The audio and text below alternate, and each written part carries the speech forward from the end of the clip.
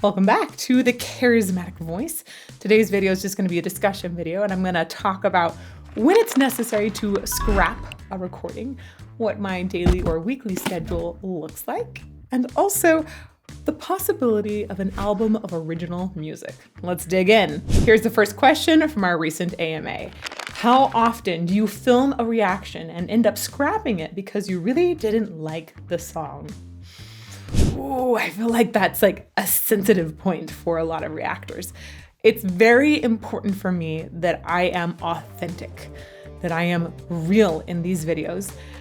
And while I pride myself on being able to find positive things about just about anything, it's true that sometimes I'll start a song and I'll realize, usually within a minute or two, that it's just not going to work. This used to happen more often when I didn't have my team sifting through videos for me. I was just looking at YouTube comments and trying to figure out what version without ruining the song though. It's really, really difficult. And I had problems with there being glitches in the videos sometimes, or it was just a bad mix or live version that didn't let me actually hear the vocals very well. Now that I have a team of people and also incredible patrons to help select versions, most of the time we get the videos right. I'd say it's like maybe 1 in 100 that I actually do end up scrapping. Question number 2 from our AMA. With player 4 coming soon, aka second child, that's right, friggers, and working on vocal research, managing family duties, filming content, etc., what does a day in the life of Elizabeth Jaroff look like? It's hard to break this down into a day because my schedule is planned out in weeks. I do like blocks. So I'm gonna give you a day-by-day view of what the week looks like. Mondays are meeting days. We have several standing meetings with team members where we organize ourselves and make sure that we are going on the right path for the week.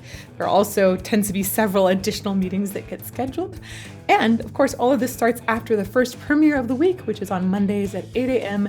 Arizona time. The second premiere of the week is on Tuesdays at 8 a.m. And just after that, I dive into my first film day of the week. Filming isn't all about filming. A lot of film day is actually about getting prepared for filming. So yes, I do hair and makeup, but I do spend a good chunk of time making sure that my brain is just prepared. I feel a huge responsibility to be on point for our videos. I know that there are a ton of eyeballs watching them and I don't want to waste your time. So I spend a good portion of Tuesday mornings doing things like journaling, or sometimes I'll do some singing and piano practice so that I'm in the performance myself. I understand and remember exactly what that thing actually feels like. Sometimes I'll do some games to just make my brain spark a little bit faster. I really like Lumosity for that. Or sometimes I'll go to ChatGPT and ask it to tell me about how different foods relate to different singers, so I have some fun food ideas to bring up and compare while I'm recording. Usually on a Tuesday, I'll get to about 4 videos. I'll write my intros, go through all of the prep documents, and make sure I've got a nice intro ready to go before I hit record. And then I do that one take that you see. That is true. I keep it authentic. I do not budge or listen to the music first. Wednesdays are flex days. This means that we might have meetings. Sometimes I'll do some teaching. We'll often have a meeting with patrons as well. But I like to have a big chunk of time on Wednesdays that's blocked out for a particular focus point that week. This might be Kickstarter fulfillment or writing or editing a course, for example. But flex days are very important because it's often that we'll have a different big goal come into mind that isn't just our regular reaction and analysis videos. Thursdays, we don't have childcare home, so I have my 2.5-year-old Mycroft in the morning, and often we'll go and do yoga or do some sort of exercise, maybe do some grocery shopping. Then at noon, when he goes down for his nap, I start my work.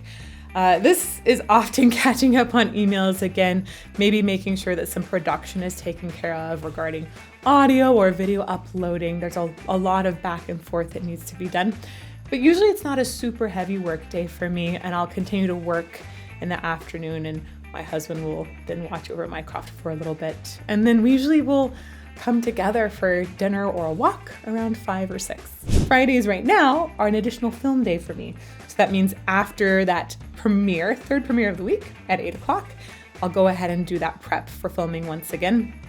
And sometimes we'll have a patron chat in that day or an additional meeting. Fridays tend to get super busy. And then it's really nice in the evening because it's leading into the one sacred day off a week that we have. Saturdays, I try to keep completely free. One of the things I look forward to most on Saturdays is during my cross nap time, we'll play video games with some friends online. I particularly love that.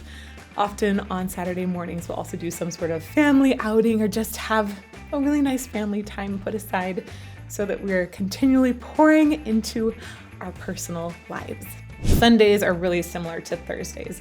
I know most people do 2 days off a week, but for me, it works better to have half day on Thursday and half day on Sunday. So again, when my Croft goes down for his nap on Sundays, I tend to start work then. Sometimes I'll be giving a master class, or I'll be doing some sort of lesson or group session. Often I'll have a meeting with Kirk to go over the week ahead of our Monday meeting so that we are prepped and ready to hit the ground rolling on Mondays. All this said, this is a normal week, which happens maybe 50% of the time. We travel a lot, we go to conferences, we're also doing research. There are all kinds of irregular events that pop in there. So this is like 50% of the normal time. The rest of it is like, hold on for dear life, which is honestly kind of exciting. Third and final question for today. Will you ever put out an album of original music? Maybe. I would like to. It's not going to happen anytime soon because baby number 2 will be here, and believe me, not sleeping and album of original music don't go together at all. However, I have some ideas for albums I'd like to do or just cover songs I'd like to do. I would love at some point to put out a lullaby album. I don't know if this is really going to happen when I have the littles still, but I've always loved lullabies, fallen more in love with them as a mom, and I think it'd be really fun to actually bring a group of artists together and maybe different collaborations can come up with different kinds of lullabies. I think that'd be super beautiful.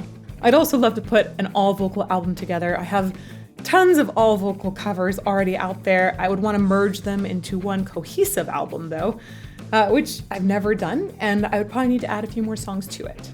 Side note, I already have actually released an album of collaborative music through the Materia Collective.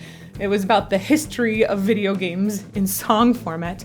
I think it's difficult to get a hold of now just due to some copyright issues that happened within the company, but you can still find it online, and I have all the sheet music for it as well. It's singers with classical piano doing essentially a series of songs that takes you through the history of video games. Another project I would love to do is the Frauenliebe und Leben, which is a song cycle by Schumann. It's one of my favorite ones, and I've never done a proper recording of it, so that's definitely on my bucket list. And finally, I think it'd be really fun someday to do some covers of some rock or metal songs, but use my classical leaning voice in those songs and maybe bring in a cello and piano and maybe even a harsh vocalist to kind of balance things out and just give a new look at some of the songs that I've fallen in love with in this channel. Thanks again to everybody for those questions in our recent AMA. I am going to be doing some deep dives on some specific subjects here soon. Some of your other questions in the AMA have inspired me to do some more digging into certain subjects, so I'm going to release a dedicated video soon on at least one of those questions. Stay on the lookout for that. And thank you once again. May you fall more in love with music every day.